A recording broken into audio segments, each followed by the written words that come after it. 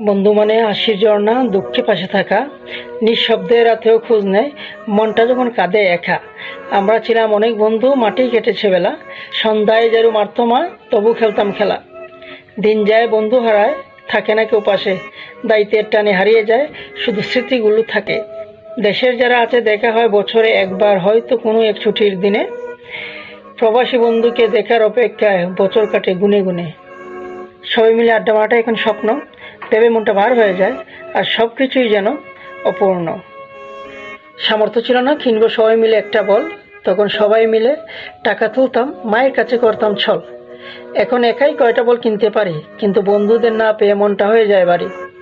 ছোটবেলায় ভাবতাম কবে বড় হব, কবে হবে স্বপ্ন পূরণ।